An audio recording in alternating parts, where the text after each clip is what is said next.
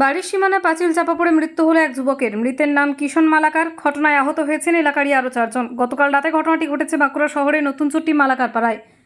স্থানীয় সূত্রে জানা গিয়েছে, গতকাল সন্ধ্যায় নতুনচটি এলাকার একটি ইটের কাঁচা দেওয়ালের পাশে বসে মোবাইলে গেম খেলছিলেন এলাকার 5 যুবক। আচমকায় দেওয়ালটি হুড়মুড় করে ভেঙে পড়ে যুবকদের গায়ে। ঘটনায় 5 জনই গুরুতর জখম হন। স্থানীয়রা ধ্বংসস্তূপ সরিয়ে আহতদের উদ্ধার করে দ্রুত বাঁকুড়া সম্মেলনী মেডিকেল কলেজে নিয়ে যায়। সেখানে চিকিৎসকরা কিষণ মালাকার নামের এক যুবককে মৃত বলে ঘোষণা করেন। আহত 2 জনকে প্রাথমিক চিকিৎসার পর ছেড়ে দেওয়া হয়। অপর 2 জনের আঘাত গুরুতর থাকায় তাদের বাঁকুড়া সম্মেলনী মেডিকেল কলেজে রেখে চিকিৎসা চলছে। স্থানীয়দের দাবি, ইট ও মাটি দিয়ে তৈরি ওই সীমানা পাঁচিলটি দীর্ঘদিন ধরেই হেলানো অবস্থায় ছিল। সম্প্রতি বৃষ্টিতে দেওয়ালের বিভিন্ন জায়গায় ফাটল দেখা দিয়েছিল। সেই ফাটলের কারণেই দেওয়ালটি দুর্বল হয়ে গতকাল সন্ধ্যায় হুড়মুড় করে ভেঙে পড়ে। স্থানীয় কাউন্সিলরের দাবি, দেওয়ালের মালিক ও পুর কর্তৃপক্ষের সাথে কথা বলে পরবর্তীতে মৃতের পরিবারকে ক্ষতিপূরণের ব্যবস্থা করা হবে। 9টার সময় হয়েছিল। কি হয়েছিল বলো? আসলে বসেছিল তো গেম খেলছিল মোবাইলে, তারপরে শুনছে দেখছি দেয়াল পড়ে গেছে। বৃষ্টি হচ্ছে? হ্যাঁ, বৃষ্টি হয়েছে বিকেল দিকে। মাটিটা আসলে অনেকদিন ধরে পাঁচিলটা হেলা ছিল, আসলে বুঝতে পারেনি এরা। এটা কি কারো বাড়ি? হ্যাঁ হ্যাঁ, বাড়ি। বাড়ি বলতে ইনারি বাউন্ডারি। তারপরে ছিল এরা? হুম, কজন ছিল? ও 5 জন ছিল। ছজন ছিল, একজন হ্যাঁ, 2 জন ভালো আছে আর 2 জন মানে ভালো নাই। হসপিটালে ভর্তি হয়েছে? হ্যাঁ, একজন মারা গেছে। কি নাম যে মারা গেছে? হ্যাঁ, কিষণ মালাকা। যেটা যেটা যারা ভর্তি আছে তারা কি হসপিটালে ভর্তি আছে? হ্যাঁ, ভর্তি আছে। পিজি চালান করতে পুলিশ পারে। এসেছিল রাত্রি? হ্যাঁ, এসেছিল। টাউন বাবু নিজে আসিল। যে মারা গেছে তার কোনো ক্ষতিপূরণ দিয়েছে কি?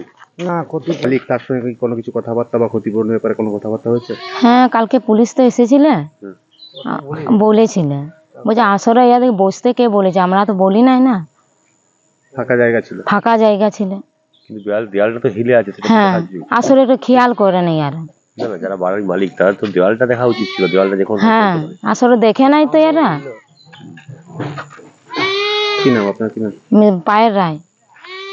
আমরা শুনলাম আসে পরে যে এরকম ব্যাপার, ডিয়াল জায়গা গেছে আর ইয়ারা ওইখানে আসল পর আড্ডা আমার কালকে এখানে কি ক্রিয়াতে বসেছিল জানি না, তুই বসেছিল যে তারপরে দেখছি শুনছি যে ডিয়াল পড়ে যাওয়ার পর মারা গেছে একজন আর 5 জন প্রায় আহত।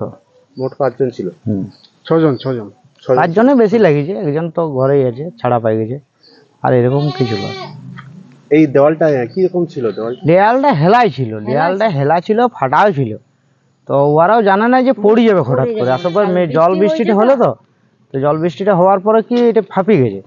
ফাঁপি যাওয়ার পর দেয়ালটা পড়ে গেছে। ওরা যারা বসেছিল তারা বুঝতে পারে না। আর বেশি বয়স হলো, তাদের হয় 15-16 বছর বয়স হবে, আর একজন হয় 18, 19, 20 এরকম বয়স হবে। যে মারা গেছে তার নাম কি? তার নাম কিষণ মালাকার। কত বয়স হবে? ওর কত 15-16 হবে, তার বেশি হবে না। কি করছিল বন্ধুরা এখানে?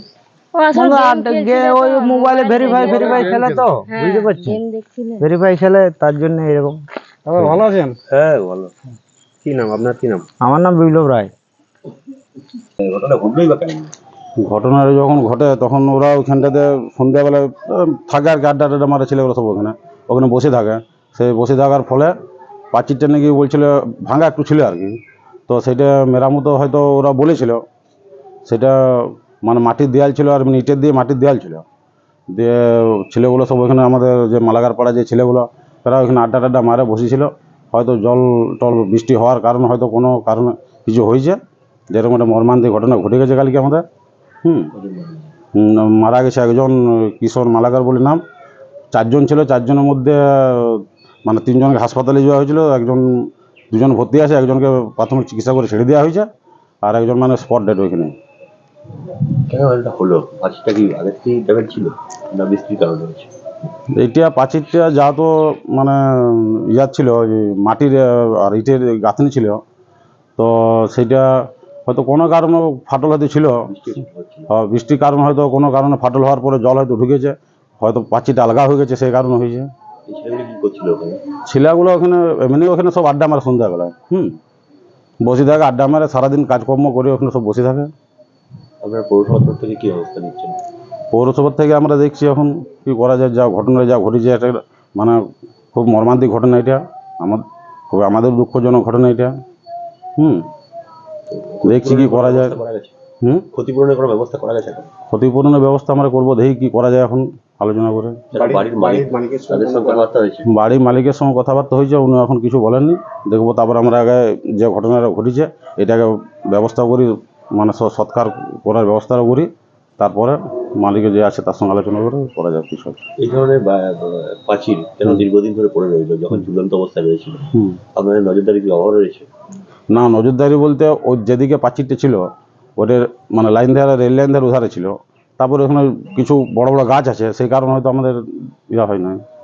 রেডি গেছে। হুম। আপনার নাম? আমার নাম হচ্ছে অমিতুরি দাস।